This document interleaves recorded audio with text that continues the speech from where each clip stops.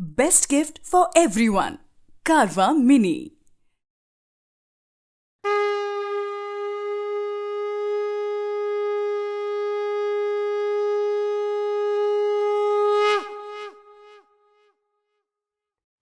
Hare Krishna,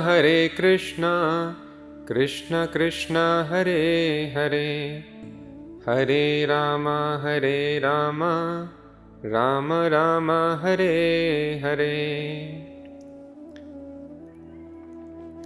This discourse is dedicated to His Divine Grace A.C. Bhaktivedanta Swami Prabhupada, our spiritual master and the founder and Acharya of the worldwide Hare Krishna movement. Now we are going to discuss a very important subject matter. So I request, please try to hear with rapt attention. All of us are working very hard with just one aim in life. Just one aim, but we have many desires, one may ask. Yes, the endeavors could be many, but the aim is one, and that is happiness. We think if we become very rich, very knowledgeable, very beautiful, very learned, have good family members and friends with us, that will make us very happy. And this is the fundamental mistake that we make in our attempt to become happy. Why fundamental mistake? Because we are seeing all those people who have achieved all these things. The richest person, the best CEO of all times, the best celebrity of all times on the planet, the best of the sportsmen, they are all unhappy, anxious, and many times depressed for many years, if not months. What is the mistake that everybody is committing? The same mistake happened with Arjuna also. Arjuna also was materially a very successful person. He was a very great general, one of the greatest fighters. He had very good looks. He had very nice family. He was a very sharp moralist, had a very kind and loving family. But despite all these achievements, which we think will make us happy, Arjuna was not happy. What is a mistake? So we have to always remember this example which the Shastras give. Patanga, we all know a moth. How moth is very much convinced, if I just get closer and jump into fire, I would become very happy. The moth is captivated by the vision of the fire. In a similar fashion, we are captivated by these opulences, materialistic enjoyments of mind and body, and we think, if I can just get closer and enjoy all these things, I would become very happy in life. And this is a mistake. Just like a moth jumps into fire and realizes another feature of fire, which is heat, we realize another very painful feature of this material world: birth, death, old age, disease, and unlimited anxieties and complexities. So just like a moth, we are jumping into so many miseries, getting attracted by the green grass on the other side, materialistic success. So we should take guidance from wise people. We cannot concoct our own formula for happiness. H2 plus O2 is water. There is a standard way for making water. We cannot create water out of anything else. In a similar fashion, there is a standard formula for happiness. We cannot manufacture our own way to become happy. Just like the sweet, when you put it on your tongue, you feel very good sensation.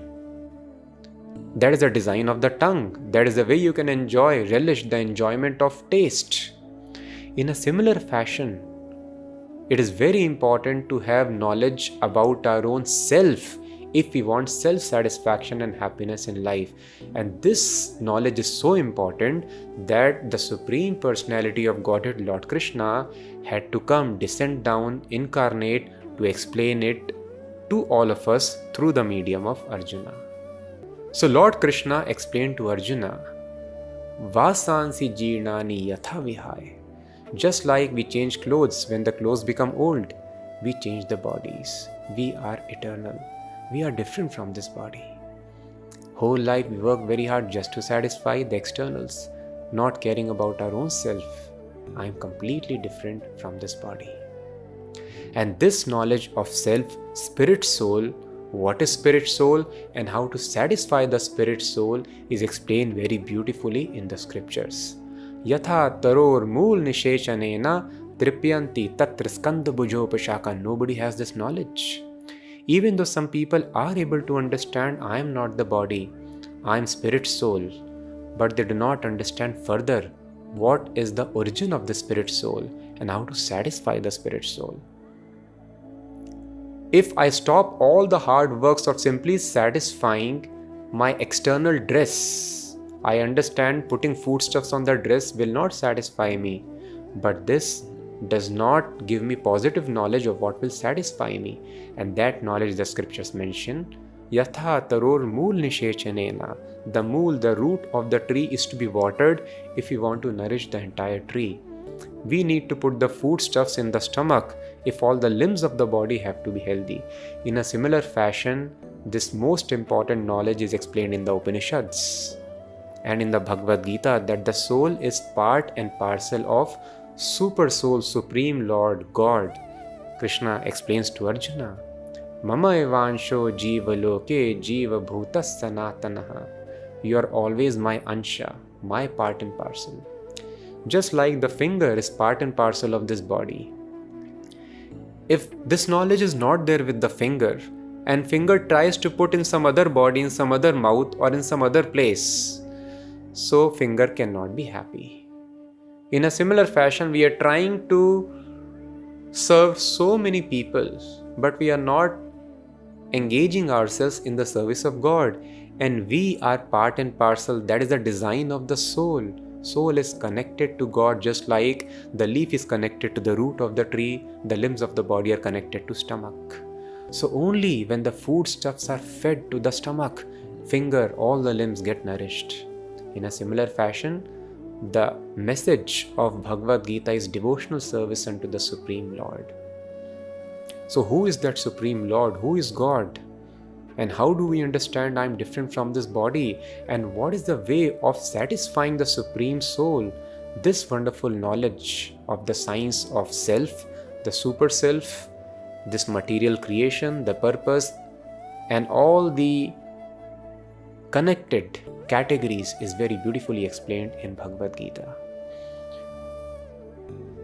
So if all the knowledge of the Upanishads is compared to cow, which explains the fundamentals of spiritual life, the most important essence of that knowledge, just like the most important essence of cow is milk, so it is explained in the glorification of Gita. Sarvopanishado gavo dogdha gopal nandanaha partho vatsa sudhir bhokta dugdham gitamritam mahat. If all the knowledge of Upanishads is compared to cow, the wonderful knowledge which all the Western scientists, Heisenberg, Niels Bohr, Nikola Tesla, all of them were very deeply studying, the essence of that knowledge is Bhagavad Gita. And who is the milkman who is taking out this essence of all the Upanishads? He is Gopal Nandanaha, Lord Krishna, Supreme Lord himself. And Arjuna is Vatsa compared to calf, and the milk is drank by other people aside from the calf, and they are called Sudhir, Sudhir Bhokta. So if we want to relish this essence of the Upanishads, we have to have this quality of being Sudhir, very, very sober. Senses are controlled, satisfied in all circumstances. But even if we are not so Sudhir, need not worry. Simply by hearing this message with rapt attention, we will become Sudhir, and then we will realize this knowledge. So I am very glad that we are going to discuss this knowledge. My name is Gaurmandal Das from Hare Krishna movement. I congratulate all of you. Now we are going to realize the most important knowledge in the corpus of all the Upanishadic knowledge, which is called the Bhagavad Gita. If we assimilate this nicely and spread this knowledge to everyone, the whole world will become very, very happy. So let us start with chapter 1 of Bhagavad Gita. The only qualification is hearing with attention. So 5,000 years ago, there was a rift in the family of the Kurus, who were the rulers of Hastinapur. Pandavas were the rightful heirs to the throne, but their uncle, Dhritarashtra, who was ruling on their behalf, Pandavas who were yet to come of age, wanted his sons to occupy the throne. So Pandavas were very liberal. They told, it is fine, let our brothers rule. We are not greedy, but we are Kshatriyas, we cannot have any other occupation. Kshatriya is but trained to rule and in this way maintain his livelihood. So please give us at least 5 villages. On being denied any piece of land whatsoever, even equaling the tip of a needle, when all the peaceful negotiations failed, finally a war was declared. Rather, it became the world war. All the kings of the world got divided into 2 parties, Kauravas and Pandavas.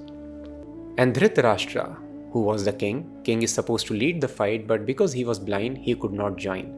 So Dhritarashtra is sitting in his own palace with his secretary Sanjay, who was a student of Vedvyas, and by the mercy of Vedvyas, he was able to envision everything that is happening on the battlefield of Kurukshetra. So this discussion between Sanjay and Dhritarashtra, as explained in the great historical epic Mahabharat, forms the basis of all the philosophy of Bhagavad Gita. So let us start with chapter number 1, observing the armies on the battlefield of Kurukshetra. Dhritarashtra uvacha dharmakshetre kurukshetre samvetaya yutsavaha mamakav pandavaschaiva kim akurvat Sanjaya. Dhritarashtra said, O Sanjay, after assembling in the place of pilgrimage at Kurukshetra, what did my sons and the sons of Pandu do, being desirous to fight? The foremost thing, before we even begin to hear the Vedic knowledge or the knowledge of Bhagavad Gita, is understanding, verifying the source. We would have got this confusion, or we should think now, that Bhagavad Gita has got so many editions, and similar is the case with other Vedic literatures, and every edition is conveying a unique meaning. So how do we understand which is the right meaning, the original sense, what Krishna wanted to convey to Arjuna? This is very important to discover. So we should not simply start hearing from any source. Otherwise, it is told, it can create disaster in our spiritual life. People who have done commentaries which are very famous on Bhagavad Gita, they describe, it is actually not a historical incident. It is an allegorical narrative. The Kurukshetra is human body, Pandavas are the 5 senses, and Kauravas are 100 vices within the body, and this battle is our internal struggle of senses to overcome the vices. But this is very wrong understanding, because it is explained in various parts of the Vedas, Kurukshetra dharmam achare. There is reference of Kurukshetra as dharmakshetra, as Dhritarashtra is speaking here. If you have to perform dharma, any religious activities, go to the pilgrimage dharmakshetra of Kurukshetra. Kurukshetra dharmam acharet. So Kurukshetra is considered, and even now we know, it is a geographical location. So why this discrepancy happens? It is because people do not know how to take the right knowledge. The right knowledge, original intent, is very carefully preserved and passed on the succession of disciples in schools called parampara or sampradaya. So it is told in the Padma Puran, in Garg Samhita, which are those sampradayas, Vedic schools, from which you should get this knowledge. So it is said, Sampradaya vihinaye mantraste nishvala mataha Shri Brahma Rudra Sanaka Vaishnava Shiti Pavana. You may be very happy. Oh, I have read this very nice mantra in the Vedas or Geeta. I am chanting this every day. But the Vedas are telling, if you have not received it in parampara, nishphala mataha. That is nishphal, of no use. Other places Vedas mention nishphala smritaha. So nishphal, it is useless if it is sampradaya vihin. That is why it is important to stick very carefully to one sampradaya or disciplic succession. So which are these disciplic successions? How do we find? So it is mentioned as I quoted in this verse, Shri Brahma Rudra Sanaka. First sampradaya is Shri, then Brahma. Lord Krishna gave this knowledge to Goddess Lakshmi. Then Lord Brahma is another immediate disciple. Lord Shiva is also another immediate disciple. And the fourth sampradaya is that of Kumaras, the sons of Brahma. So they passed this knowledge to their disciples, and then they decided among our disciples who can pass it without any change, who has understood the perfect meaning, and in this way he was declared the next Guru. Then that Guru chose another perfect person who can pass it on without any change. So Sanskrit is such a wonderful language. Even in English, a statement can have many meanings. What to speak of Sanskrit, which means most reformed. So every verse of Sanskrit can have 60, 70 or many more meanings. So we have to understand in this parampara, Krishna explained to Brahma, Brahma explained to Narad, Narad explained to Vedvyas, he explained to Madhvacharya. This is called Brahma Sampradaya, and we humbly belong to this Brahma Sampradaya, which is one of the 4 original Sampradayas, to pass this knowledge without any change. And not only the original meaning, but the spiritual potency is also passed on in this succession. We can memorize all the shlokas of the Vedas and Bhagavad Gita, but we will not be able to have realization. We can read Dehino asmin yatha dehe kaumaram yavanam jara. I am not the body, I am spirit soul. But the realization will never come. How I am not the body, I am spirit soul. Always lust, greed, senses will be pulling us. So this realization is passed on in this parampara, the original message and the spiritual potency. That is why when we chant mantra received from the bona fide Guru coming in parampara, that mantra becomes effective. And that promotes us to spiritual realization. So, but we are very fortunate, we are in touch with the Brahma Sampradaya, and thus the spiritual potency and the original meaning is kept intact. So Dhritarashtra also is knowing that Kurukshetra does not mean the body, thus he is very much afraid, concerned that Kurukshetra is Dharmakshetra, place of pilgrimage. The place has got very strong influence upon the activities and intentions of people living over there. So Dhritarashtra is concerned there should not be any truce between the parties, because he wanted the battle to happen, Pandavas to be defeated, and his sons to occupy the throne. So he is asking Sanjay, did the armies actually fight being assembled on the battlefield of Kurukshetra? Let us see what Sanjay replies.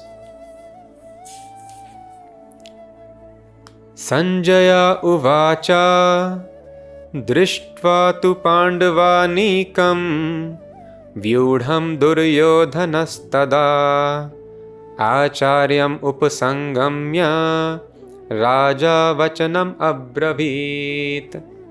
Sanjaya said, O king, after looking over the army gathered by the sons of Pandu, King Duryodhana went to his teacher and began to speak the following words. Pashyaitam Pandu putranam acharya mahatim chamum vyudham drupad putrena tava shishyena dhimata. My teacher, behold the great army of the sons of Pandu, so expertly arranged by your intelligent disciple, the son of Drupad. So Duryodhan now is pointing out the defect of Acharya, Dronacharya. What is the defect? Dronacharya and Drupad Maharaj had a quarrel. And to take revenge of some offenses which he took from Dronacharya, Drupad Maharaj, who is Drupad Maharaj, father of Draupadi, the wife of Arjuna and the Pandavas, Drupad Maharaj, he performed a very powerful sacrifice, because of which he got the benediction of a son who will be able to kill Dronacharya. And thus he got Dhrishtadyumna. And he sent Dhrishtadyumna to Dronacharya only to get trained in the art of military warfare. And Dronacharya, being a liberal Brahmana, did not hesitate to impart all the secrets of military science to Dhrishtadyumna. And now the great army of the Pandavas, the Kauravas, were not expecting that Pandavas, being in exile for so many years, will be able to arrange a large army, and that to arrange in wonderful phalanx which is difficult to break. So Duryodhana is pointing out defect. You did not hesitate to impart military secrets to your disciple, and now see Dhrishtadyumna has arranged the phalanx of the army of the Pandavas. Now do not commit any such mistake in futures. Do not show favoritism to your disciples anymore. So a very extraordinary display of character is shown here by Dronacharya. If we come to know that this person is going to kill me, shall we teach him or her the science of military warfare, the art of killing? But Dronacharya could do that, being a liberal Brahmana. So what is this Brahmana? Actually, Brahmanas are the most important people in a Vedic society. Brahmana does not signify caste system. That is a perverted interpretation and practice of very beautiful Varnashrama system which is created by God. The system which is called Hindu Dharma, there is nothing called Hindu Dharma. Hindu is a geographical term. Other side of the Sindh Valley. They could not pronounce S, so Sindhu became Hindu. People who were living on the other side, this Aryavarta province, which is called India today, came to be known as Hindus, and their practices Hindu religion. So just like science is not American science or European science or Indian science, African science, no. Science can be called electromagnetism, optical physics, quantum mechanics. In a similar fashion, religion means the instructions given by God so that we can have self-realization. In a similar fashion, this religion which was practiced in this Aryavarta, and actually it was practiced across the globe, now it has got reduced to this portion and practically it has vanished now. Just the remnants are there in the form of caste system. So in this system of Varnashrama, the leaders were the Brahmanas. Who is a Brahmana? Not as per any surname. Krishna tells, Chatur Varnyam Maya Shrishtam Guna Karma Vibhagasha. Just like in democracy, the society is divided. There are lawmakers who are different, bureaucrats are different, and the ordinary public is different. All of them have the right to vote. In monarchy, this was not the system. In communism, the system is different. And in Varnashrama system, the society was most scientifically divided by the perfect arrangement of God in 8 divisions. 4 Varnas of social orders and 4 ashramas. They were spiritual orders. So in this system, we have body and soul. We need to take care of soul as well as the external body, thus varnas and ashramas. And the ultimate result is self-realization. So Brahmanas are considered the head of the body of society. The body can continue without other limbs like hands and legs, although they are important. But if the body is severed of its head, it will fall down immediately. So Brahmanas are considered the head of the social body. If Brahmanas are not there, it is catastrophe in the society. Why catastrophe? Because Brahmanas only are able to understand the most important fundamental knowledge, which should be the basis of all other activities that we do. And what is that fundamental knowledge? That is the knowledge of eternality. If we are working very hard to decorate our house, we are painting, we are putting bunting, festoons, and so much work is going on. We are arranging the entire, refurbishing entire house with imported furniture. So people will ask, who is coming to your house? Why you are working so hard? And if you reply, yes, I am working so hard so that I can burn it down, then people will tell you, are you crazy? So the Vedas point out, actually, similar is our situation now. Entire life we are working very, very hard just to take care of this body, which will eventually be burned down. So taking care of house is important. But if it is not your permanent house, what is the use? So we are eternal. This is the essence of the Vedic literatures and Bhagavad Gita. So if you are eternal, just like you are sitting in a restaurant, you will move out. You need not waste all your money in decorating, arranging your chair and the interiors of restaurant, because you are going to carry on. You are a traveler. Similarly, we are eternal travelers having temporary experience in this body. And we don't care to work for our eternal benefit, but waste all the efforts for temporary benefit. We leave all our loving people, all our property, all the name, fame, recognition acquired, and move on. This is the mistake of civilization.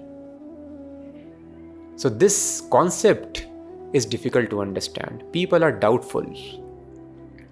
And we will be doubtful, just like a sick man is doubtful of the actual taste of the food. When a man is sick, he cannot tell what is the real taste of food, because all the food is bitter to a sick person. So he will always remain doubtful. Similarly, we have got this disease of bhavaroga. Bhavaroga means accepting material bodies and bodily concept of life, thinking I am the body. Just like a madman, sometimes he thinks I am traffic police and he's controlling the traffic on his own. Mad. Or they think I am doctor, like that. So we are thinking I am this body. This is a disease called bhavarog. So when we are affected by this disease, we can never understand our eternality. But Brahmanas are free from this disease and they can understand that we are eternal. So taking care of mind and body is important, but they are important only if they are contributing to our eternal self, our eternal benefit. So thus the Brahmanas are the head of this social body. So how does one become a Brahmana? Janmana jayate Shudras. Shastras explain, by birth everybody is Shudra. What is Shudra? Shudra means one who is untrained and who cries for insignificant small things. Now because this systematic training of evolution in higher consciousness is missing, entire society gets disturbed very easily. And there is depression, panic attacks, suicides, and all such mental agonies. Because by birth, everyone is Shudra. Just like a child keeps on crying, we will keep on crying in our life unless we promote ourselves to higher platform. And for this, the Vedas, the Varnashrama system recommends sanskaras. Janmana jayate Shudra sanskarat bhavet dvijaha. Now, of course, just the external formalities of sanskaras have remained. When the child is sent to school, the child gets educated, gets a good job or does good business and settles in life. But if he takes it as a formality, let me go to school and come back, it will not produce the desired effect. So now just some formality is remaining in the name of sanskaras. Some person who is not qualified to chant mantras and do yajna, he is chanting mantras and doing some yajna and having no realization, put some thread on the shoulders, and then a person is initiated. This is the remnant of Varnashrama system, just external formality. But there is a great science behind this. So if the rules and regulations, procedures are taken care of, the lifestyle is altered, and these sanskaras are performed in a proper way, then they give us elevation in consciousness. Sanskarat bhavet dvijaha. If a person goes through these proper sanskaras, he becomes dvija. Dvija means twice born. First birth even the animals have. That as a human being, we are expected to take second birth. What is second birth? Spiritual master becomes the father and the Vedas become mother. And only a dvija who has taken such second birth is qualified to understand the Vedic knowledge. As a sick man cannot tell the real taste of food, a person who is not Dvija, Traina Shruti Gocharam, they cannot understand the Vedas. So taking these formal steps of sanskaras is important. After initiation, person becomes Dvija, and Dvija are given admission in the Vedic schools. And then he starts studying the Vedas. Ved pathed yo vipraha. And when he becomes scholar, vastly learned in the Vedas, he becomes a Vipra. Vipra means learned scholar. And then, when one realizes that knowledge, as we were discussing, reading shloka is not enough. You have to realize that fire is hot is one thing. Touching the fire and knowing, oh, this is hot, this is called realization. So when a person has realization, Brahma Janati, one understands Aham Brahmasmi, I am different from this body, I am spirit soul. And Mama Evancho Jeeva Loke, the spirit soul is eternal, servant, fragment of the Supreme Soul. That is called perfect realization. Brahma Janati iti Brahmana. So one who understands this Brahma Gyan, he is called Brahmana, a realized soul. Thus Brahmanas were not bound by any rules of the state. Brahmanas are directly in touch with the Supreme Lord, and thus they were only authorized to become acharyas. Thus Dronacharya was the acharya. He taught the Pandavas, but he did not teach them Brahma Vidya, his students. He taught them Dhanur Vidya, because the Brahma Vidya is meant for the Brahmanas and they were Kshatriyas, so he taught them Dhanur Vidya.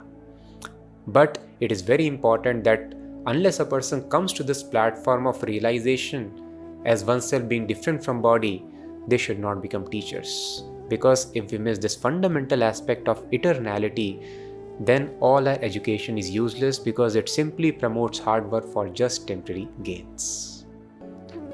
Atra Shura Maheshwasa Bhimarjuna Samayudhi Yuyudhano Viratascha Drupadascha Maharatha. Here in this army, there are many heroic bowmen, equal in fighting to Bhima and Arjuna. And there are also great fighters like Yuyudhan, Virat and Drupad. So Duryodhan is now analyzing the warriors on the opposite side and the strength of his army. Drishtaketushchekitanaha Kashirajascha Viryavan Purujit Kunti Bhojascha Shaibyascha Narapungavaha. There are also great heroic powerful fighters like Drishtaketu, Chekitana, Kashiraj, Purujit, Kunti Bhoj and Shaibya. Yudhamanyuscha Vikranta Uttamaujascha Viryavan Saubhadro Draupadeyascha Sarva Eva Maharatha. There are the mighty Yudhamanyu, the very powerful Uttamauja, the son of Subhadra and the sons of Draupadi. All these warriors are great chariot fighters. Asmakam tu vishishtaye tan nibodha dvijottama nayaka mama sainyasya sangyartham tan bravimite. O best of the Brahmanas, for your information, let me tell you about the captains who are specially qualified to lead my military force.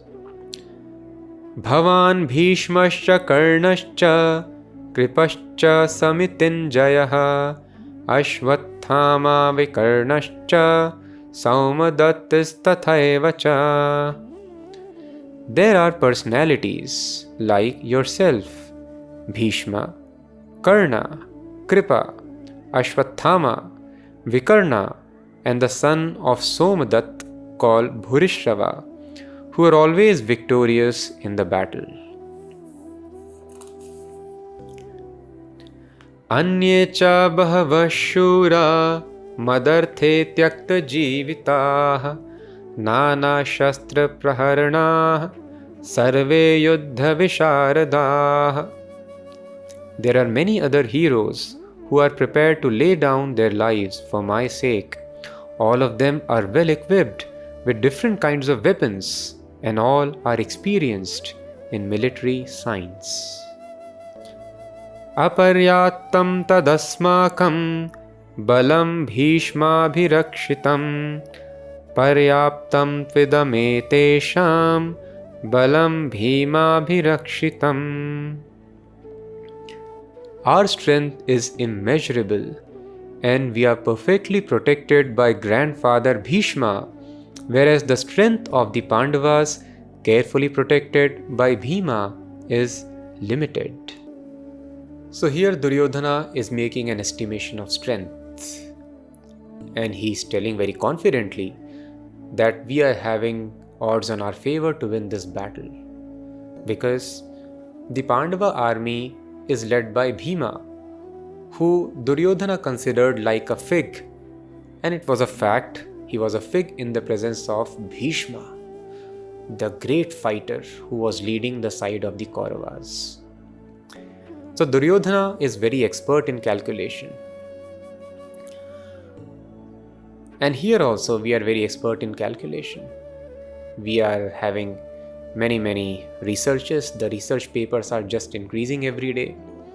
Very nicely we are calculating what is going to make us happy. But all the calculations are failing. Why the calculations are failing? So this incident is very instructive in this regard. Because Lord Krishna was connected to both the parties, he told, I cannot be partial. So he came upon a solution. I divide myself into two segments. One side will be my army. Another side will be me who will not fight.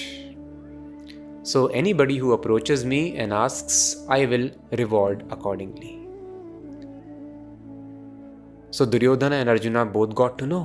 One side is Narayani Sena of Lord Krishna, which was not defeated anywhere. They were able to defeat even the demigods, the residents of higher heavenly planets.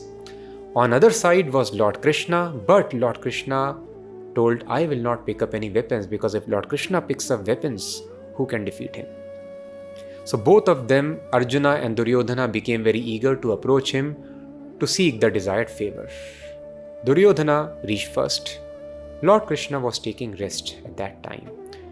Being very eager to ask the desired wish, he sat very close to the head of Lord Krishna, who was resting. Arjuna also reached, and being a devotee of Krishna, he took the humble position sitting at the lotus feet of Krishna. Krishna, when he woke up, he saw Arjuna and he told Arjuna, you have come, please tell me, what do you want? Duryodhana immediately told, no, I came first. But Krishna told, but I have seen Arjuna first. So it is his right to ask first. Seeing this argument, Duryodhana is telling, no, I want first right to ask. Arjuna immediately blurted out, he told, no Krishna, I just want you, I don't want anything else. And Duryodhana was pleasantly surprised. Arjuna has become mad? Anyway, no problem Arjuna, you keep Krishna. I will be satisfied with the army. Thank you very much Krishna, he told. So Duryodhana thought, what use would be Lord Krishna, because he is anyway not going to take weapons.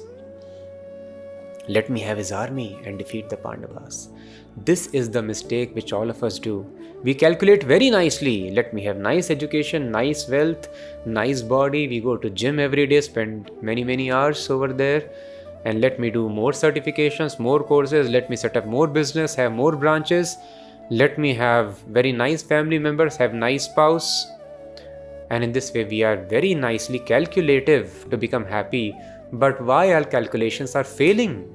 The world is working very hard for many years, and as the world statistics shows, the depression is increasing, anxieties are increasing. Because like Duryodhana, we miss this most important factor in our calculation, and that is God. Kali Kale Naam Rupe Krishna Avatar. Krishna has descended in the form of his holy name.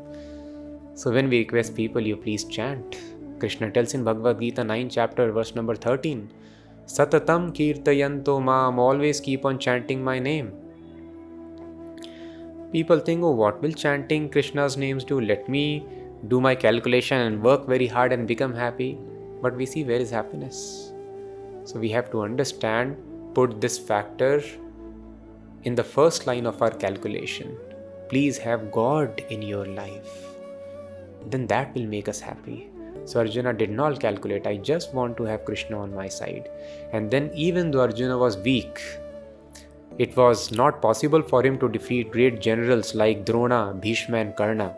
Arjuna was less powerful, much less powerful compared to them. But he was able to defeat all of them because Krishna was on the side of Arjuna. So let us just have Krishna on our side, and then we'll be victorious in the struggle against all the material miseries of life. Ayaneshu cha sarveshu yatha bhagam avasthitaah bhishmam eva bhirakshantu bhavantas sarva eva hi. Now, all of you must give full support to Grandfather Bhishma, standing at your respective strategic points in the phalanx of the army. So Duryodhana is behaving like an expert diplomat because he is telling the glories of Bhishma Deva. Our army is having great chances of victory because we have Bhishma. But Dronacharya is also as qualified as Bhishma in terms of fighting. So in order to pacify him also, give respect to him, now he is telling, yes, even though Bhishma is qualified, but all of you are very important. We have to give protection to Bhishma. Because if Bhishma focuses fighting just on one side, enemy can break into our phalanx, attack Bhishma, and thus we will lose our general. So all of you also are very, very important. We have to protect Bhishma very carefully.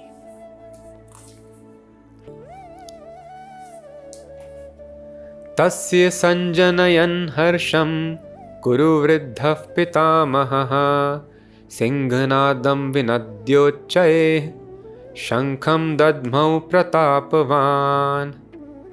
Then Bhishma, the great valiant grandsire of the Kuru dynasty, the grandfather of the fighters, blew his conch shell very loudly, like the sound of a lion, giving Duryodhana joy.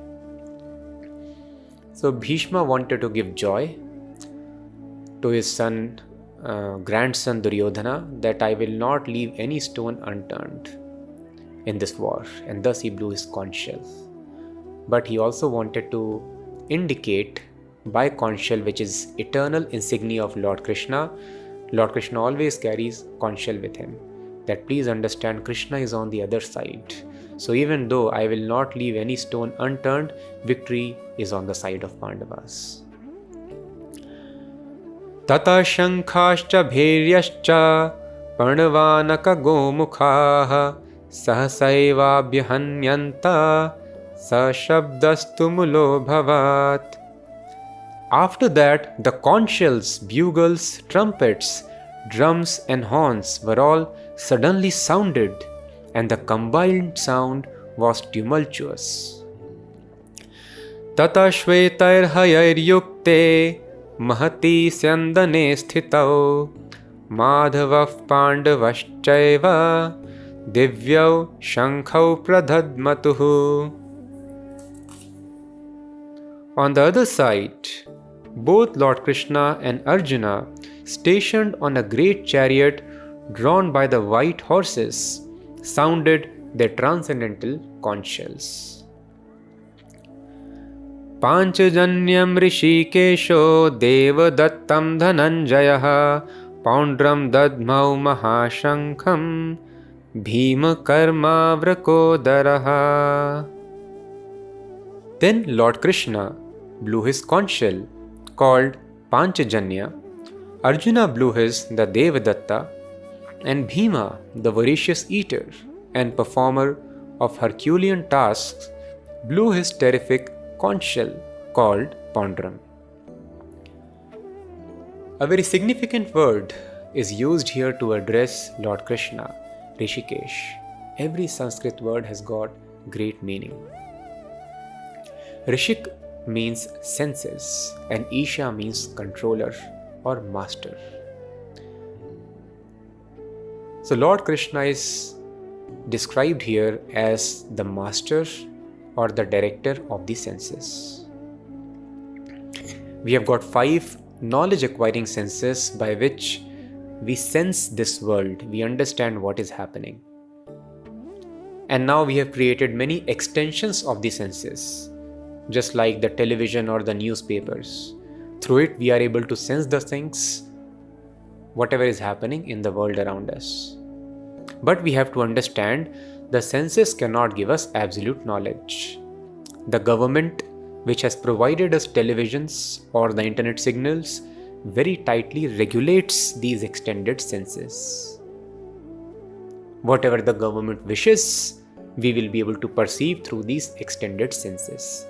In a similar fashion, Lord Krishna has given us these senses, and these senses even we can understand if we have gone through the basic scientific books. Our eyes can see a very small range of the electromagnetic spectrum, 400 to 700 or 900 nanometers. Not beyond that. That is called Vibgyor, the visible range.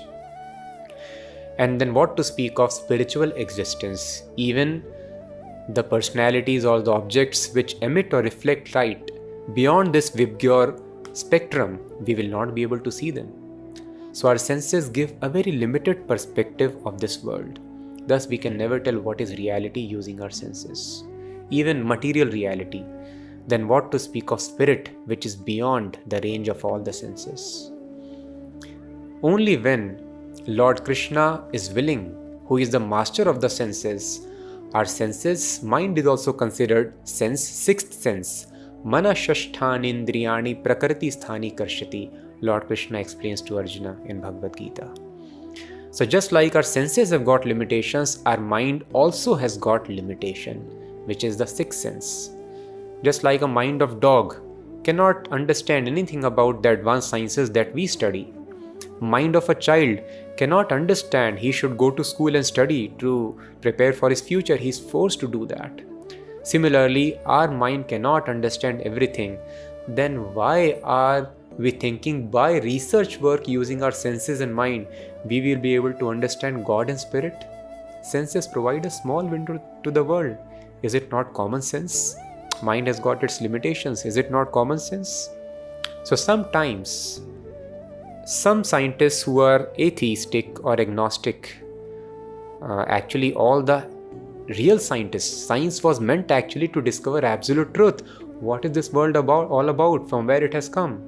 Now it has got drifted off into technology, and we are using science to create means of carnal gratification or mental gratification. But science was also meant to understand absolute truth.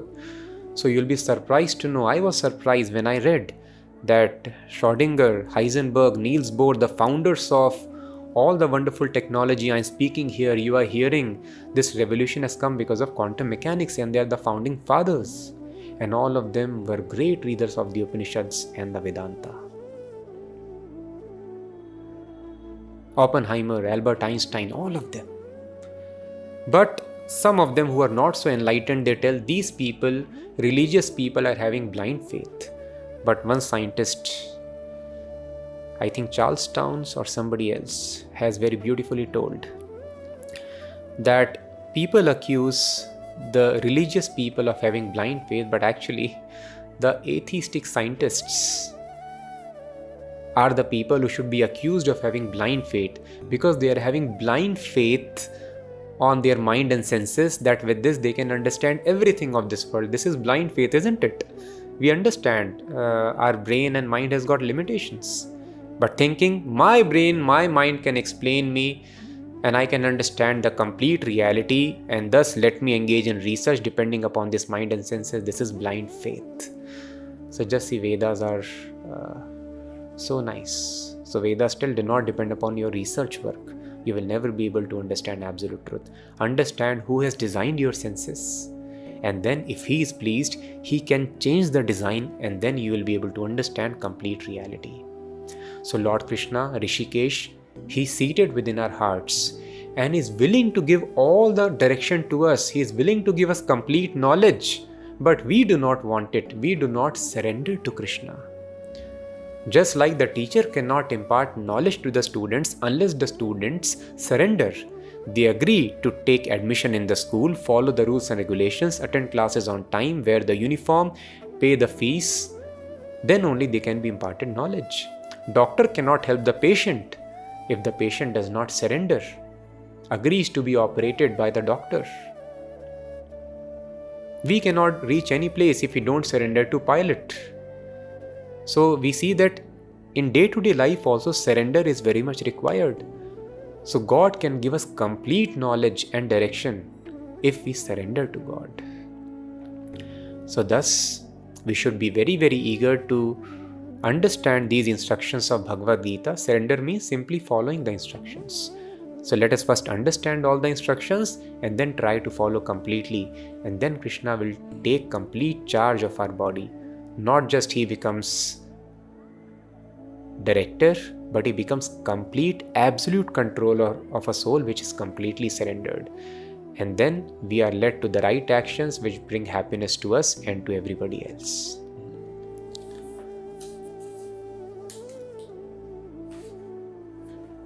Anant Vijayam Raja Kunti Putro Yudhishthiraha Nakulas Saha Devascha Sughosha Manipushpakao Kashyascha Parameshwasah Shikhandi cha Maharatha Drishtadyumno Viratascha Satyakischa Parajitaha Drupado Draupadeyascha Sarvashav Prithivipate Saubhadrascha Mahabahu Shankhan Dadmuh Prithak Prithak.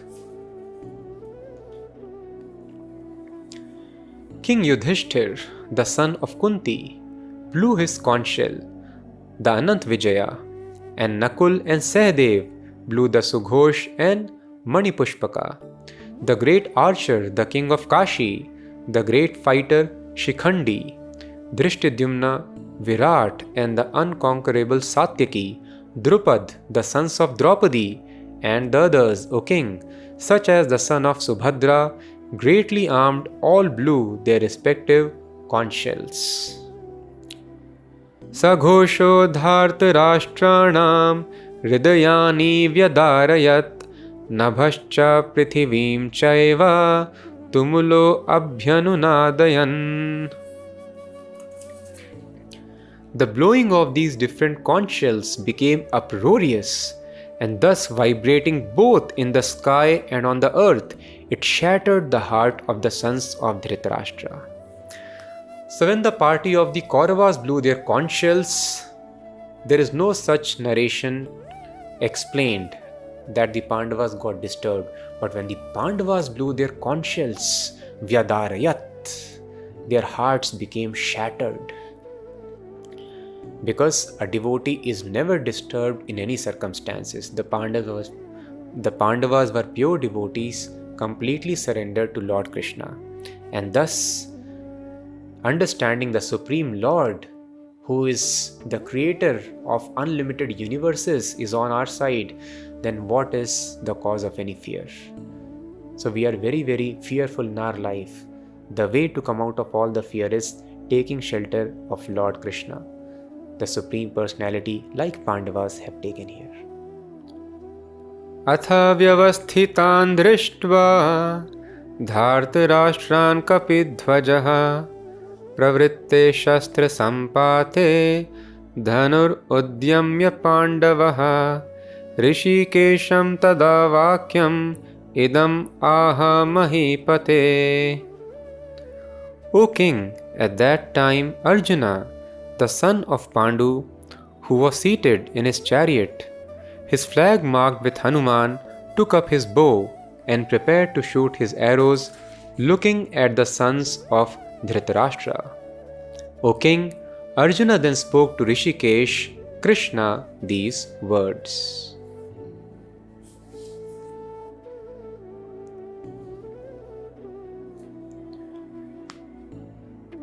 Arjuna uvacha सेनयोरुभयोर्मध्ये रथं स्थापयमेच्युता यावद् एतान् निरीक्षेऽहं योद्धुकामान् अवस्थितान् कैर्मया सह योद्धव्यम् अस्मिन् रणसमुद्यमे.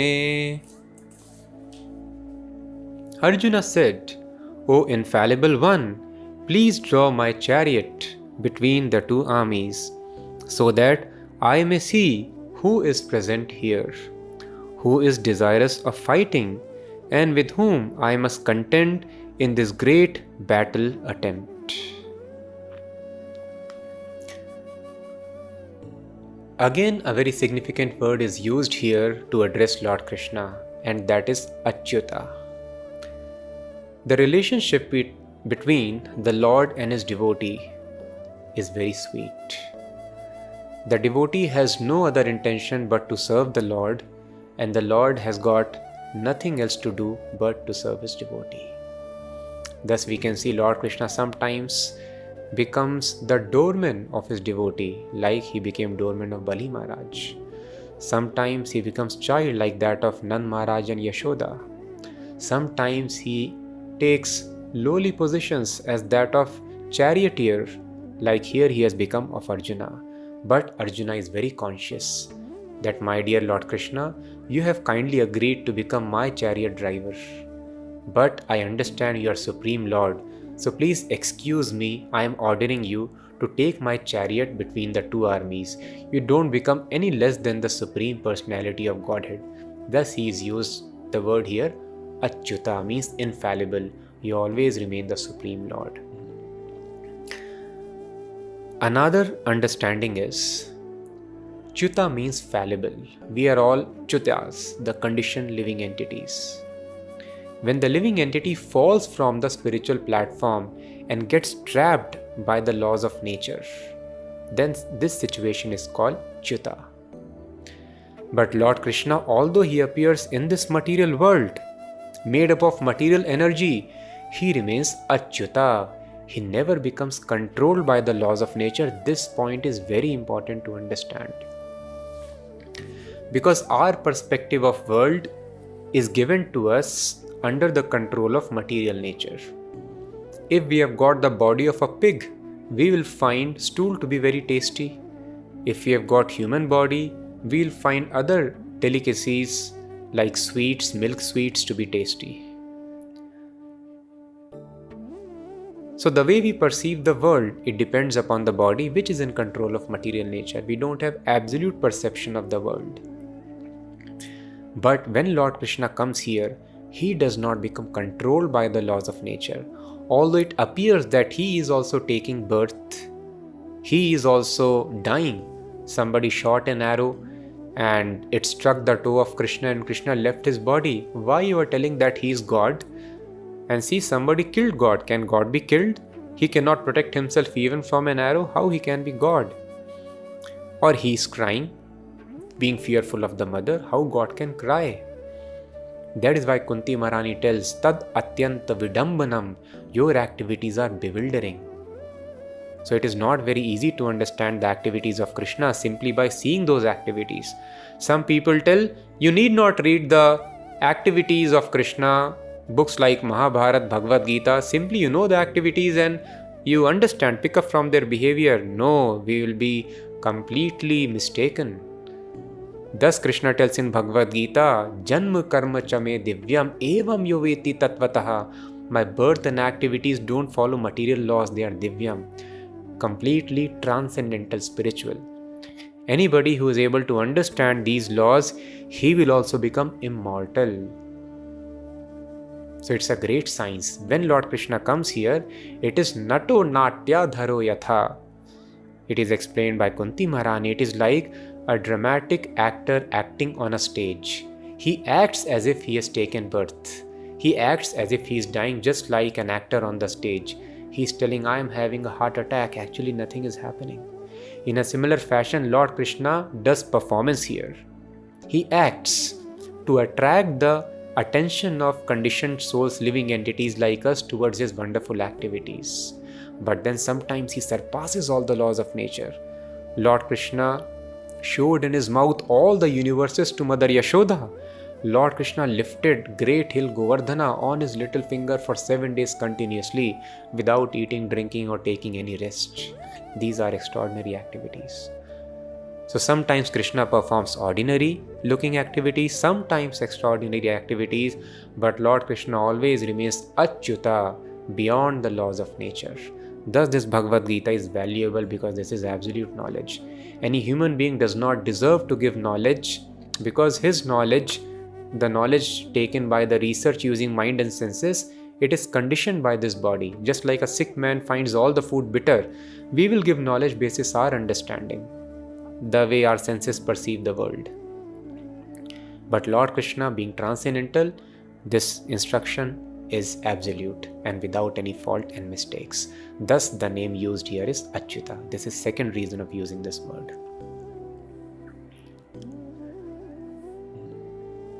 Yotsamananaveksheham ya etetra samagataah dhartarashtrasya durbuddhe yuddhe priyachikirshavaha. Let me see those who have come here to fight, wishing to please the evil-minded son of Dhritarashtra. Arjuna is telling Lord Krishna, can you please take the chariot in between the parties so that I can see who has come to fight with me? Sanjaya uvacha evam ukto rishikesho gudakeshena bharata senayorubhayor madhye sthapayitva rathottamam. Sanjaya said, O descendant of Bharat, being thus addressed by Arjuna, Lord Krishna drew up the fine chariot in the midst of the armies of both parties. Arjuna here is being addressed as Gudakesha. Gudaka means sleep or ignorance. So Arjuna is said to have conquered sleep and ignorance because of his constant association with Lord Krishna. So here the ignorance which Arjuna displays of that of a materialistic man, this ignorance is created so that we can get instruction, perfect knowledge, because we will never ask these spiritual questions. We are generally interested in material enjoyment. Otherwise Arjuna is Gudakesha. He is constant companion of Krishna. Just like an iron rod kept in fire, it becomes fire-like. It also starts emitting heat and light. Anybody who touches that iron will get burnt. In a similar fashion, just maintaining constant touch with God, the Supreme Spirit, spiritualizes us completely. Our body also becomes spiritual and we also surpass ignorance in sleep. Thus the great devotees, very advanced spiritualists, they are not bound by the conditions of hunger, thirst and sleep. When Srimad Bhagavatam was spoken, for 7 days continuously, Shukdev Goswami kept on speaking, Parikshit Maharaj kept on hearing, without eating, drinking or sleeping. Similarly, the 6 Goswamis, Shad Goswamis, who have founded the current Vrindavan. So Lord Krishna spent all his time and wonderful childhood pastimes he performed in Vrindavan. But then after that, all the places got lost. The invaders came, they attacked, it became jungle. So all the places were restored by the Shad Goswamis of Vrindavan. Rupa Goswami, Sanatan Goswami, Srila Jeev Goswami, Gopal Bhatt Goswami, Raghunath Bhatt Goswami and Raghunath Das Goswami.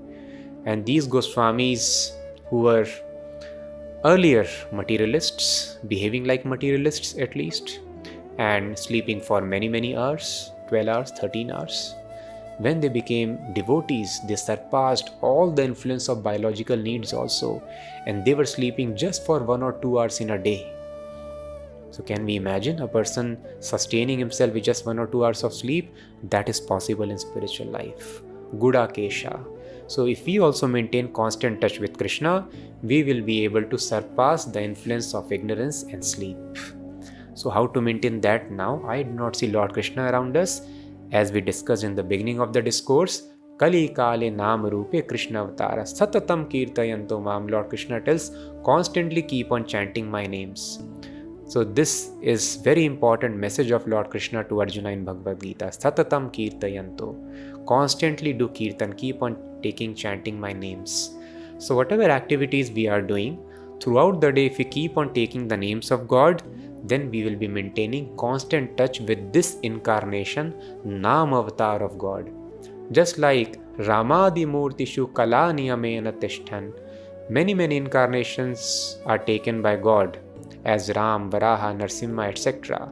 In Kali Yuga, Nam avatar, this is also incarnation in the form of sound. So by chanting the names of God constantly, we maintain constant touch with God, and we surpass all the ignorance and get knowledge by the mercy of God. Bhishma Drona Pramukhatah Sarvesham cha Mahikshitam Uvacha Partha Pashyaitan Samvetan Kuruniti.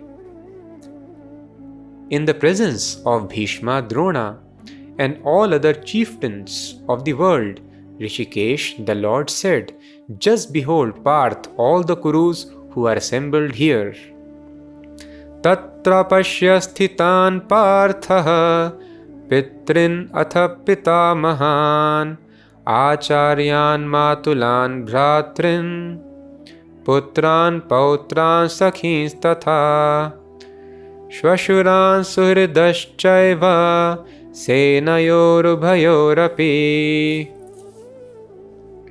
There Arjuna could see within the midst of the armies of both parties his fathers, grandfathers, teachers, maternal uncles, brothers, sons, grandsons, friends, and also his father-in-law and well-wishers all present there.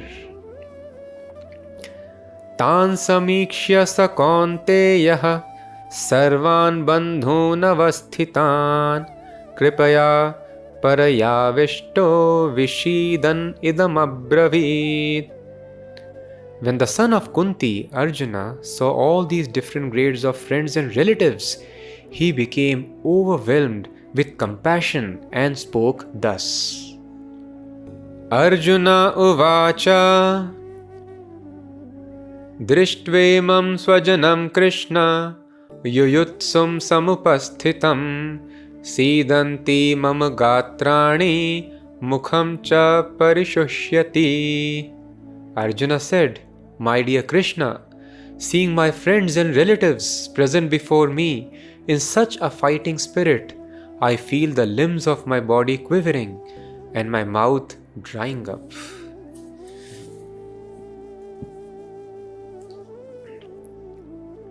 Vephatuscha sharire me romharshascha jayate gandivam sransate hastat tvakchaiva paridahyate. My whole body is trembling and my hair is standing on end. My bow, Gandiva, is slipping from my hand and my skin is burning.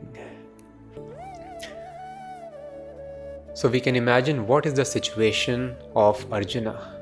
Suppose our relatives, brothers, fathers, father-in-laws, and all other dear friends, teachers and relatives come before us taking swords, arrows and guns in their hand, willing to kill us. What would be our situation? They are willing to kill us, the people whom we love the most, and we are supposed to kill them. We are duty bound. The situation would be very pathetic. And this is the situation of Arjuna. As soon as he saw, he wanted to see who has come, and when he saw all his relatives who are very dear to me, Bhishma is there, whom I was calling as father, and Bhishma was correcting Arjuna, "I am not father, I am grandfather." When he would try to climb on the lap of Bhishma. Such Bhishma, he is now standing with arrows, willing to kill Arjuna, his teacher Drona, and all other people. So this material world is summarized very beautifully as Pavarga in the Vedic literatures. What is Pavarga? So this is very important instruction again. Usually we do not know for what we should follow the dharma.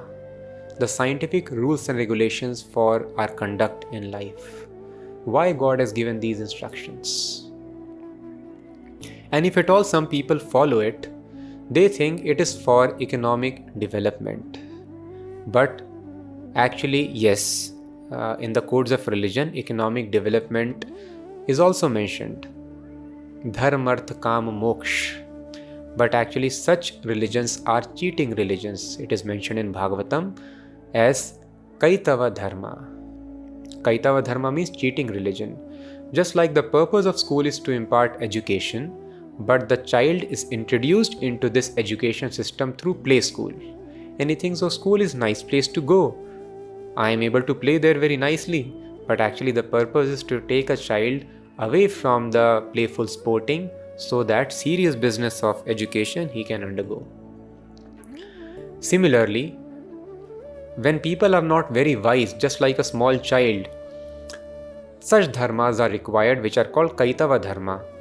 And in the Vedas it is told, you follow these rules and regulations nicely, do this yajna, do this dan, do this kriya, tap, sadhana, and you will enjoy material fame, name, comfort, spouse, defeat of the enemies and all such things. But what is the real purpose of dharma? That is mentioned in Srimad Bhagavatam. Dharmasya hi apavargasya nartho arthai upakalpate. Hardly people know this, nobody teaches this. Dharmasya hi apavargasya. Dharma is meant for apavarga, nullifying pavarga. What is pavarga? So many activities which are happening in the world. We have so many nations, we have so many universities, we have so many establishments, we have so many factories, offices, businesses, sports, and so many numerous engagements. But all of this can be summarized in pavarga. What is pavarga? So we have wonderful alphabets. In the Devanagari, pa, fa, ba, bha, ma. This string is called pavarga, the pa series. Pa means parishram. Everyone has to work very hard in the material world. So parishram is the beginning of this material world. And then after parishram there is fa. Fa means fena. What is fena? Sometimes when the horse runs so much, there is foam in the mouth of the horse. So much hard work a person has to do, he will become completely exhausted, fatigued. This fatigue, fena, is another feature, second feature of material world. We have to work very hard and fena, foam starts coming out of mouth. We get tired. And once we work so hard, then what happens? Pa, fa, ba. What is ba? Ba means bandhan.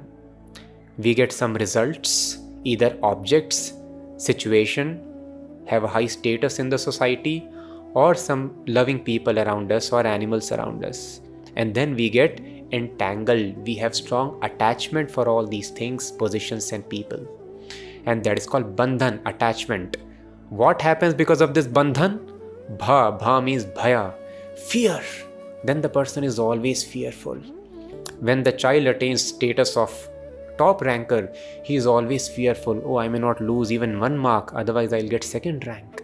Always anxious. If a person becomes rich, he is afraid, I may not lose my wealth. I have purchased a new car, dent may not come in my new expensive car. I have got some relatives, or something may not happen to my relative. Always these thoughts are bothering, and thus a person is always fearful. My people may not go away, spouse may not go away, money may not go away, my reputation may not go away. Thus a person is constantly fraught with fear, and his life becomes very troublesome. And fearing, what happens? Ma means mrityu, death. This is sum and substance of material life, nothing else. The always expected happiness which gives satiation to the heart never comes about, because a person does not know the science of the self, being part and parcel of Supreme Self. He never counts Krishna in his calculations like Duryodhana. We simply want Krishna's energies, armies. Even though we approach God sometimes, just like Duryodhana approached Krishna, we approach God not for God, but for God's opulences. God's strength, God's army, God's wealth, but never for God. And that is why pavarga happens.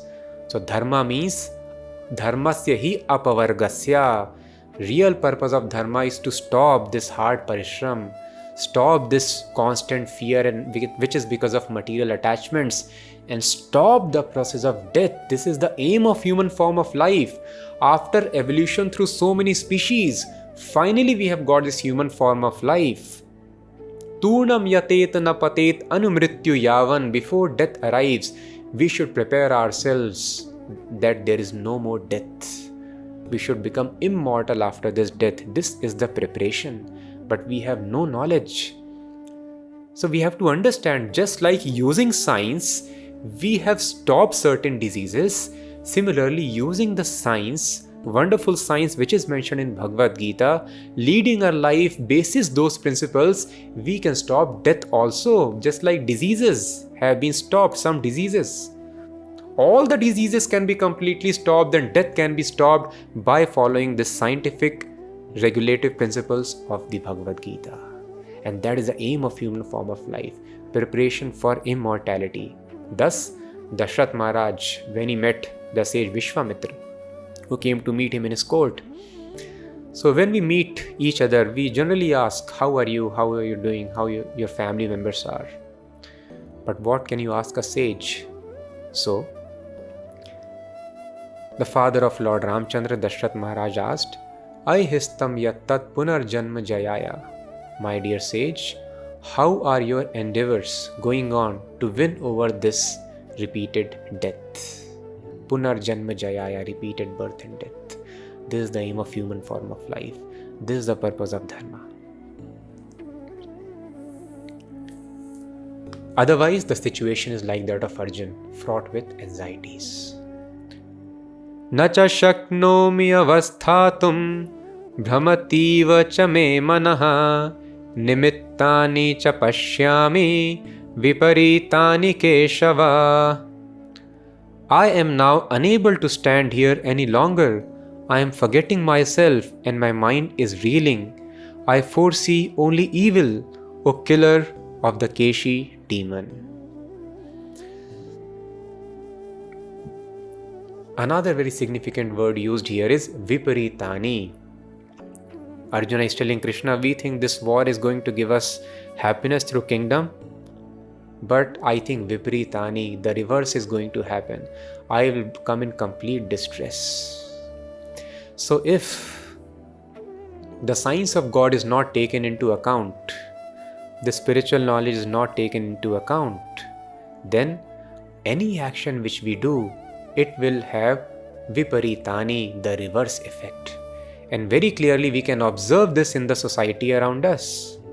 Computers were invented so that we can save time from the tremendous filing and other labor. But we see computers have made us even more busy. The means of transport were there to save time, but those very means of transport. So I am speaking here from the city of Mumbai. Mumbai people spend so much of time because Mumbai city has got additional facility, very good public transport, local trains and buses. So people very fondly, they are forced to spend on an average 2 to 3 hours minimum every day in these modes of transport. So reverse has happened. Rather than saving time, their time is going in this transport. Now because this transport is there, they have to travel. Viparitani. Social media was invented so that we can increase socializing, but it has made people isolated and depressed. Socializing has been cut off, reduced. Viparitani. We think in our life just a couple of years more, and then after this stage, everything would be settled. I'll be very happy. But after every couple of years, instead of expected happiness, complexities and anxieties increase in our life. So what kind of knowledge are we cultivating in our life? Ya vidya sa vimuktaye, Vedas tell. Vidya should make you liberated, should make you happy.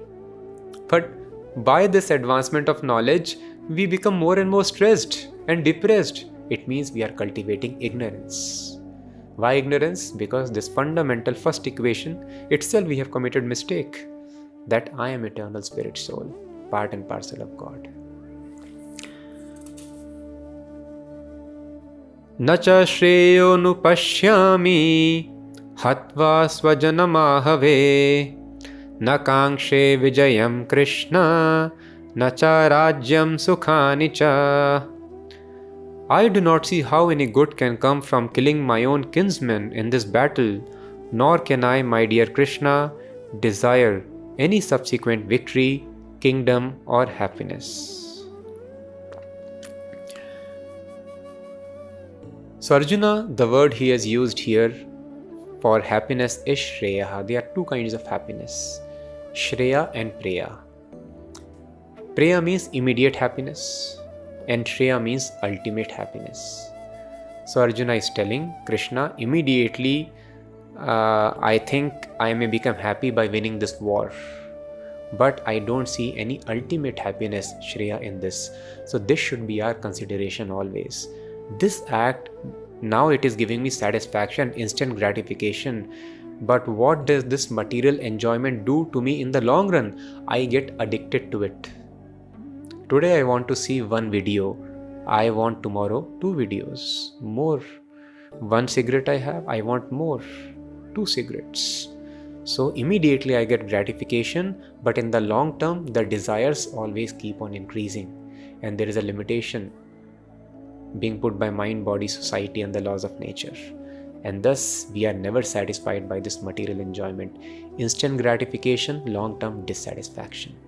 So we should understand where is Shreya. Even though initially it could be troublesome, but ultimate happiness, where does it lie?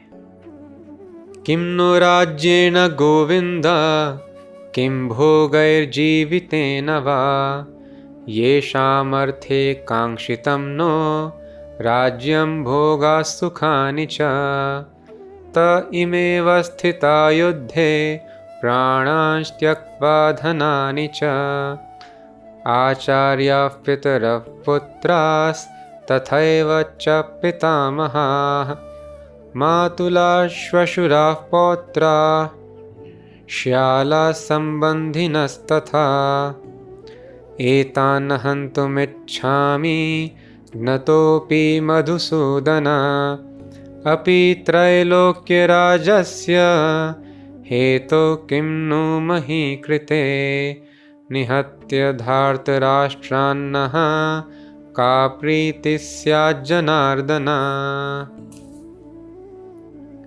O Govinda, of what avail to us are kingdoms, happiness, or even life itself, when all those for whom we may desire them are now arrayed in this battlefield? O Madhusudana, when teachers, fathers, sons, grandfathers, maternal uncles, fathers-in-law, grandsons, brothers-in-law, and all relatives are ready to give up their lives and properties and are standing before me, then why should I wish to kill them, though I may survive? O maintainer of all creatures, I am not prepared to fight with them even in exchange for the 3 worlds, let alone this earth. Papam evashraye dasman hatvaitanatayinaha tasman narha vayam hantum dhartarashtran swabandhavan swajanam hi katham hatva sukhinasyam madhava. Sin will overcome us if we slay such aggressors. Therefore, it is not proper for us to kill the sons of Dhritarashtra and our friends. What should we gain, O Krishna, husband of the goddess of fortune? And how could we be happy by killing our own kinsmen? So according to Vedic injunctions, there are 6 kinds of aggressors. One who gives you poison, one who sets fire to your house, one who encroaches your property, who kidnaps your family members, attacks you with deadly weapons. So such aggressors can be killed. And there is no, although killing is a great sin, but if you kill these people, 6 categories, then there is no sin incurred. So Arjuna is telling that they are atataina, they are aggressors. But Arjuna is a saintly person at the same time, and a saintly person is not supposed to avenge like this. But such saintliness should not be displayed by a Kshatriya. Such saintliness is meant for Brahmanas, non-violence. So non-violence, which is dharma of Brahmanas, was very strictly followed in the Vedic times. Thus Vishwamitra, he could have killed the Tadka Rakshasi, but he came to Dashrath Maharaj to beg for his sons Ram and Lakshman for such an act. Vishwamitra was so powerful, but he was knowing what is my dharma, non-violence. Even though I have power, but it cannot be used. That can be for my temporary material benefit, it will be against my eternal benefit. So a Kshatriya, he is not supposed to practice non-violence, because somebody has to defend the citizens. And thus Arjuna, being a Kshatriya, was not supposed to exhibit this saintly behavior. So this is the confusion. But then there is another confusion. Even though Kshatriya is not supposed to show this behavior and kill the other party, but here the situation is different. Because the other party, although they are aggressors, but they are relatives also, and the relatives should not be killed. In this way, there is a lot of dharma sankat in the case of Arjuna. There is duty as a saintly person, but then there are aggressors. He is a Kshatriya. Kshatriya is supposed to kill. But then on the other side, the aggressors are relatives and family members who are not supposed to be killed. So Arjuna is completely puzzled. And also he is feeling very disheartened seeing his family members ready to kill him. And thus he is very much disturbed. Yadyapyete na pashyanti lobhopahat chetasaha kulakshaya kritam dosham mitra drohe chapatakam katham nagyeyam asmabhihi papadasman nivartitum kulakshaya kritam dosham prapashyadbhir janardana.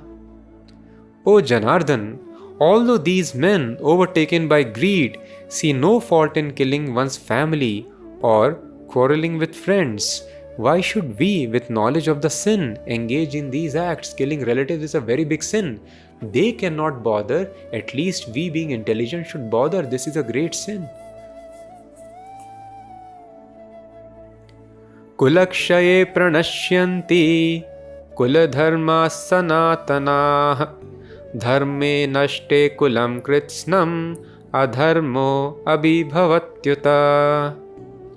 With the destruction of dynasty, the eternal family tradition is vanquished, and thus the rest of the family becomes involved in irreligious practice. Adharma bhibhavat Krishna pradushyanti kulastriyaha strishu dushtasu varshneya jayate varna sankaraha. When irreligion is prominent in the family, O Krishna, the women of the family become corrupt.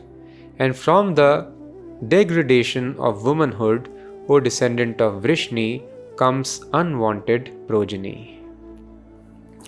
So Arjuna is citing various reasons. He is very nicely calculating, being a devotee, having compassion in the heart, also being a very righteous person, not getting maddened by the desire to have sovereignty on the planet Earth. He is telling, I am not just calculating my distress, my dear Krishna, but it is having other very serious implications also. Now all these people are elderly members of the family. The male persons, if these elderly people are killed here, then the family tradition would be lost. In family tradition, not only the vocational skills were passed down, but also these practices contributed to spiritual salvation, which is the ultimate aim of life of the individual. Now when elderly family members are not there to monitor these sanskaras and conduct, the family tradition will be lost and the ultimate aim of life would be baffled.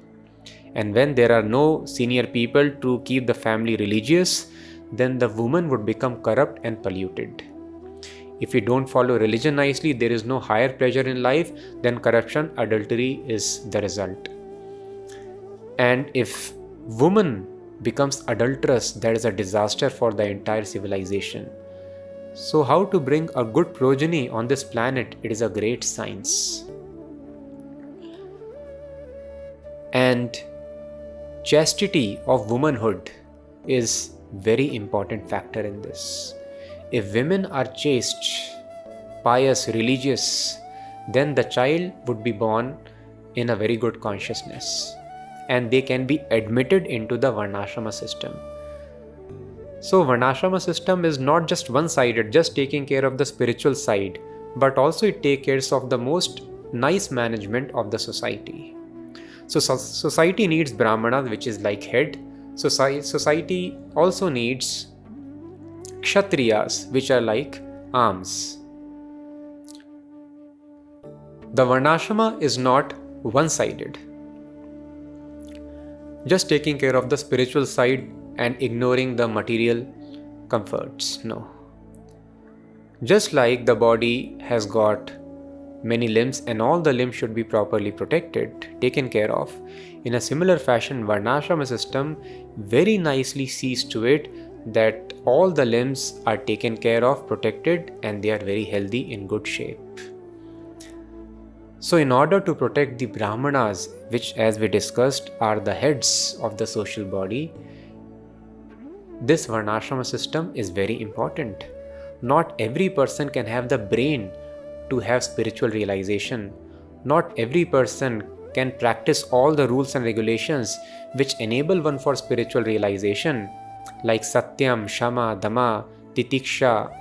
So Brahmana is avowedly truthful, even though he can lose his life for speaking truth, he will never speak false. So people ask, why do you believe in the Vedas? There are many reasons. If you read, you will also believe.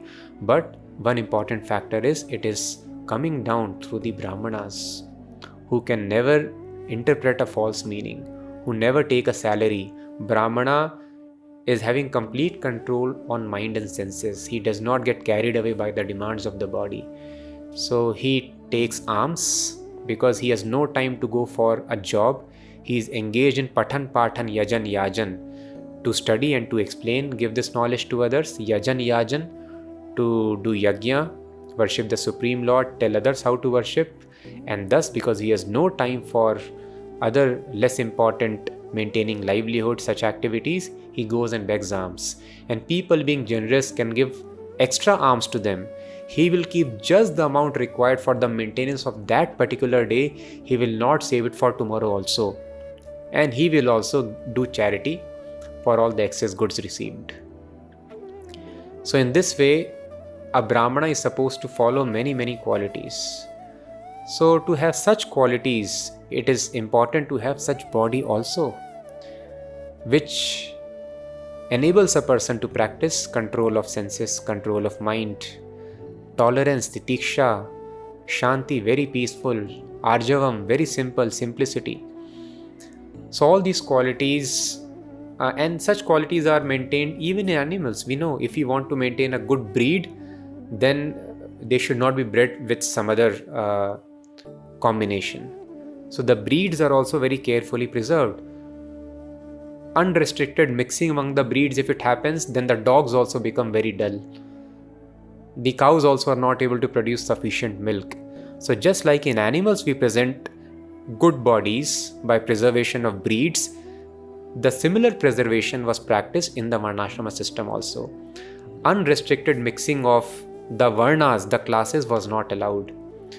So such people whose bodies have been designed to act as Kshatriya, who are very strong and having lording over nature, having administrative skills, and who are very brave, will not deny any challenge, even though the challenge can lead to their death. But Kshatriya cannot avoid the challenge to accept a combat.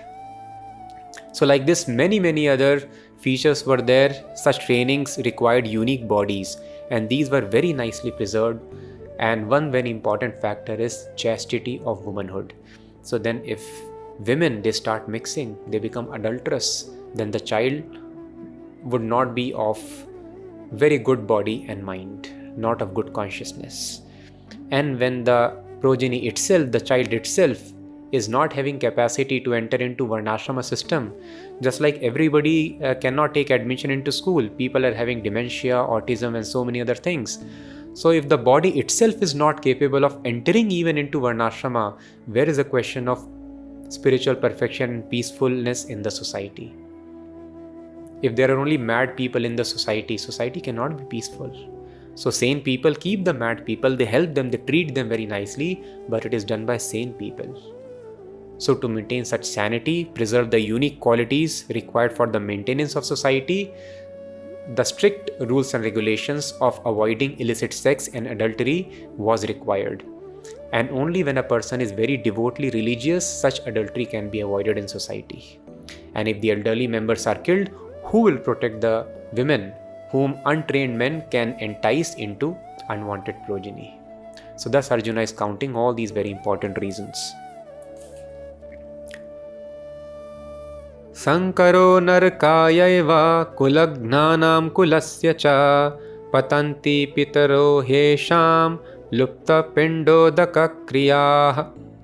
When there is increase of unwanted population, a hellish situation is created both for the family and for those who destroy the family tradition.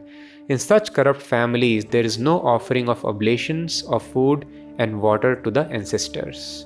Lupta pindodaka kriya is very important here.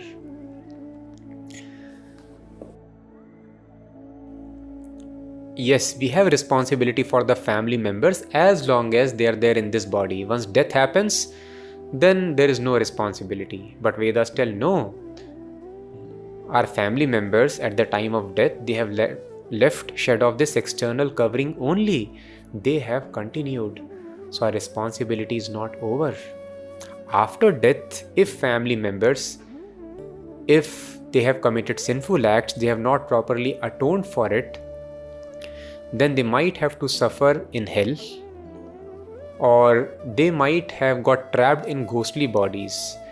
If we commit suicide, and if there is accidental death, or those people who are very much attached to the material objects of possession, house, or the relatives, then such people are not able to promote themselves to next gross body and they get stuck in ghostly body.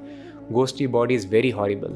The demands of the body is there, but the demands are there, but you cannot fulfill because you do not have body. So when Pindadan happens, the oblations of food which is offered to Lord Krishna and such water is offered to the ancestors, then they are relieved from such hellish punishment and ghostly bodies, and they get a gross body. So this is a great science which is not known now today. So Arjuna is telling that how Pindadan will happen if the family tradition is lost. In such families as it is happening now, in many families there is no Pindadan. And very famous Hollywood actor, he was seeing his son who died an untimely death. And then he was very much concerned what to do. He was able to see his son, the spirit of his son. And then somebody suggested him, do this Shraddha ceremony, Pindadan. And then they came to Haridwar, did this ceremony to get to help their son get rid of this ghostly body. So thus it's a great science. Many such proofs are there, provided we have time to study these literatures and understand science behind it. And another very important understanding is, people may ask, oh, what is this hell? Arjuna is repeatedly telling hell, whether there is hell and heaven. So it is common sense. We simply have to understand this axiom that designer is there behind every design. You cannot mathematically prove it, but it's common sense. This microphone you are seeing, can it assemble automatically? No. The computer or the phone on which you might be hearing this discourse, can it assemble automatically? No. So this brain, which is also much more powerful than a computer, can it assemble automatically? Can this body which houses this brain assemble automatically? No. So behind this there is a creator. So creator God, He is the supreme powerful person. Everything is under his control. So he has not made a fallible system where if a person kills one person or 100 people, he can be hanged till death just once. This is unjust, no? If a person has killed more people, more punishment should be given to them. So God does not have imperfections in his creation. He is the supreme creator, all-powerful person. So perfect divine justice is perfectly meted out. So such people who cannot be punished for their misdeeds here, God has made an arrangement. It is common sense, isn't it? So laws of nature are very nice. They act equally on everyone. So the balanced punishment which has not been meted out here, there has to be some place where God implements that. Nobody is above God. Nobody can stop God from executing His will, His desire. And God has made equal system because we are all His children. If we harm other children, then harm will come to us. This is called law of karma. So thus, nobody can stop God to make a perfect arrangement. If a person kills more people, he should also be given more punishment. Once he can be killed in this body, but balanced punishment should be meted out in a place, and that place is called hell. So simply if we understand one axiom, designer is there behind the design, then all the things, all the concepts we can understand very, very easily.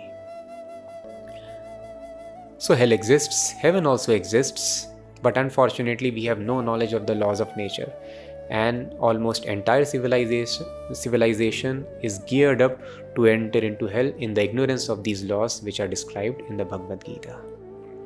But Arjuna is very cautious. If we break these laws, then all these families will end up, and we will also end up in hell. दोषैरेतय कुलघ्नानं वर्णसंकरकारकैः उत्साद्यन्ते जातिधर्माः कुलधर्माश्च शाश्वताः. Due to the evil deeds of the destroyers of family tradition, all kinds of community projects and the family welfare activities are devastated.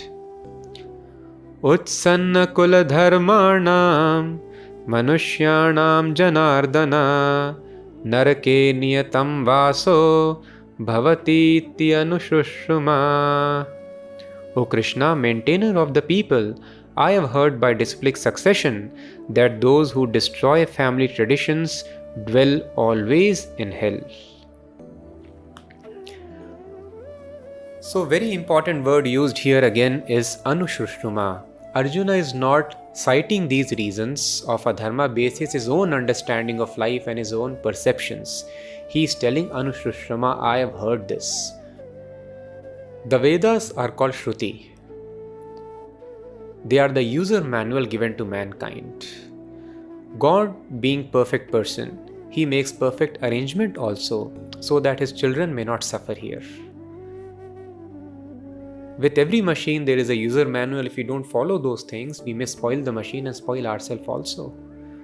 So because we are ignorant of the Vedas now, thus, despite tremendous hard work to become happy, the civilization is creating more and more distress. So we should not simply get carried away by our own perceptions. Please remember the example of moth. As per the perception and understanding of moth, jumping into fire will make the moth very happy. No. Anushrushrama, hear from Vedas what will make you happy and not. And practically we can see those people who follow the Vedas, who are into devotional service, they are in complete bliss despite all the external material inconveniences, if they exist, and they are also satisfied in conveniences. So we can practically see it is proof also. So Anushrushrama, simply we have to hear from the Vedas. A real user manual given by God from the beginning of creation, but we have heard Vedas have been created by Vedvyas, and these books were written some time back. So yes, the books were written some time back because people were so sharp before, they were called Shrutidharas. That is why Vedas are called Shruti. They were passed down in oral reception. Once if the disciple hears from the spiritual master, he will be able to remember for the rest of life and understand also very quickly. Thus this Bhagavad Gita people take years to understand. Even after that they don't understand. But Arjuna was able to understand, assimilate the knowledge, in around 45 minutes or maximum 1 hour. People were very sharp. But when Vedvyas saw Manda Sumanda Matayo Manda Bhagya Yupadruta, people are going to become very, very lazy and less intelligent, he understood it is important to write it down in books. By one hearing, they will not be able to memorize or understand. So thus the books were created recently, but Vedas are extant always. They are always existing in this wonderful parampara, as we have discussed in the beginning, Guru Shishya parampara. So in this parampara, simply we have to understand what will make us happy, what is not, what is fact of life, what is not. We should not try to judge the taste of food, understand the reality. A sick man cannot taste food, we cannot understand reality.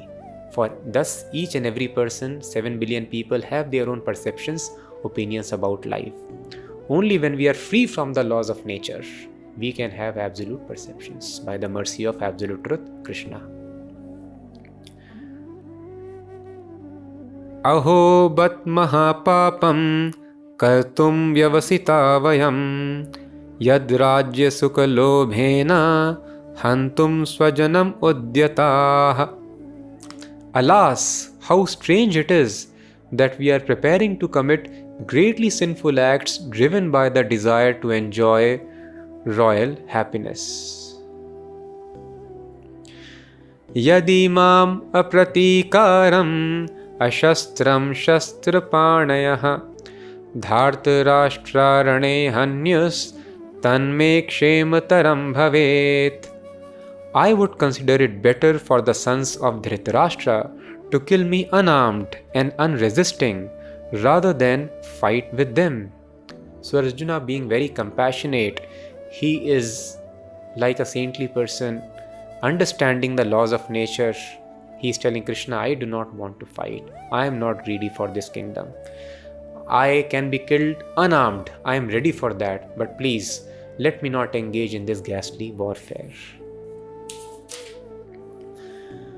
Sanjaya uvacha evam uktvarjuna sankhye rathopastha upavishat visrijya sasharam chapam shoka samvigna manasaha. Sanjaya said, Arjuna, having thus spoken on the battlefield, cast aside his bow and arrows and sat down on the chariot, his mind overwhelmed with grief. Arjuna has casted aside his bows and arrows, crying practically in great distress, sat down on his chariot. I cannot fight, he told. So this is the beginning and the background of entire wonderful philosophy, which now Lord Krishna is going to speak, 2nd chapter onwards, which if we are able to understand nicely, our life will change. It will witness such a wonderful change that we'll no longer be the same person. The only requirement is hearing with rapt attention. Thus Arjuna has casted aside his bows and arrows, and grief-stricken he is sitting on his chariot telling Krishna, I cannot fight. This is the beginning and the background of the wonderful knowledge of Bhagavad Gita, which actually begins 2nd chapter onwards when Lord Krishna is going to speak. This knowledge is so profound. If we are able to assimilate in our life, we will witness an amazing change in life. Life will no longer be the same. So we should be very, very enthusiastic and eager to hear what Lord Krishna is going to speak now in the 2nd chapter. 2nd chapter is the summary of all the contents of Bhagavad Gita. So again, one request I have, please hear it with rapt attention. See you in the 2nd chapter. That's all for the first one. Thank you so much for hearing. Hare Krishna.